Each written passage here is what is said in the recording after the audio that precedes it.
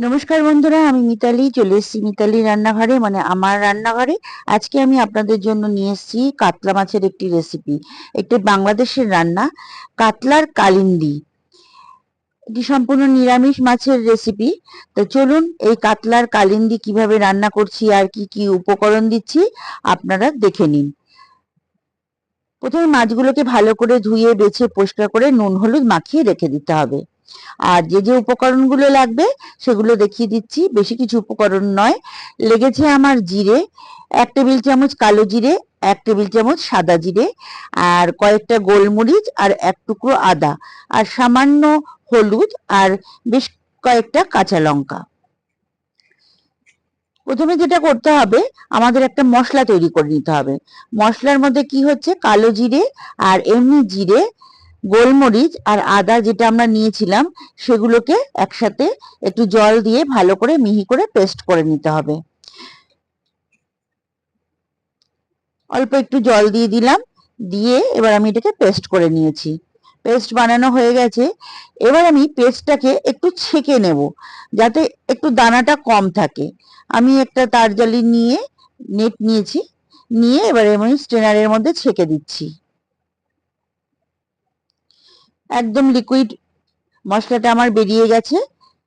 এইবার আমি একটা কড়াই বসিয়ে দিয়েছি ইন্ডাকশনে। এবার তেলটা গরম করে নিচ্ছি। মাছগুলো আমি একে একে ভেজে তুলে রাখবো। আমি এখানে 5-6 পিস মাছের মতো মশলা নিয়েছি। আপনারা যত বেশি মাছ নেবেন মশলার পরিমাণটা ততটা বাড়িয়ে দেবেন, সেটা আন্দাজ মতো বাড়িয়ে দেবেন, কোনো অসুবিধা নেই। আবার কেউ যদি এটারই একটু পাতলা করে হালকা করে ঝোল খেতে চান সেটাও খেতে পারেন। আমি অবশ্য এটার একটু মাখা মাখা রান্না করব। এপিট ওপিট করে মাছগুলোকে আমি সুন্দর করে ভেজে নিচ্ছি। মাছগুলো আমার ভাজা হয়ে গেছে। এবার মাছগুলো তুলে নিচ্ছি।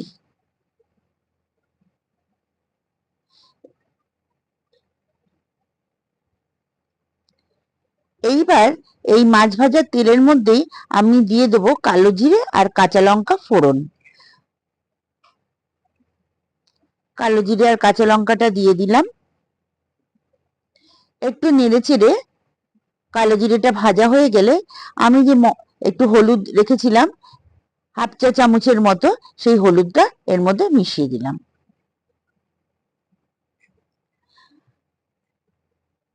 এবার যে পেস্টটা বানিয়েছিলাম সেই পেস্টটা এর মধ্যে ঢেলে দিলাম। ঢেলে একটু নেড়ে চেড়ে জল দিয়ে দেবো। এখানে মশলা কষাবার কোনো দরকার নেই।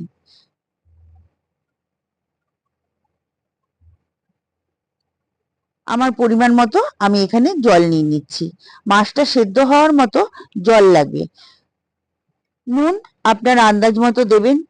আমি এখানে 1 চা চামচের মতো নুন দিয়েছি, কারণ ঝোলটা যেহেতু শুকিয়ে যাবে সেহেতু বেশি নুন দিলে নুন কাটা হয়ে যাবে। আর স্বাদের জন্য সামান্য 1 চিমটে চিনিও ফেলে দেবেন। ঝোল ফুটে উঠেছে। এইবার আমরা এর মধ্যে মাছটা দিয়ে দেব। মাছটা দিয়ে ভালো করে ফুটিয়ে নেব। মাছগুলো দিয়ে দিচ্ছি।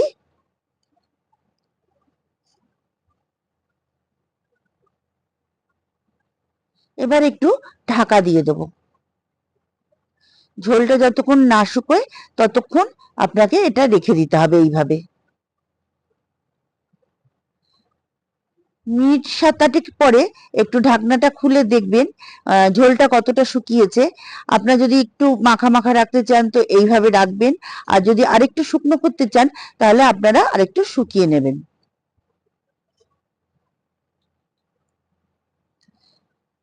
মাছের কালিন্দি কারণ নাম হয়েছে কেন, এই মাছটা রান্নার পরে দেখতে একটু কালচে টাইপের হয়ে যায়, সেই জন্যই নাম হয়েছে মাছের কালিন্দি।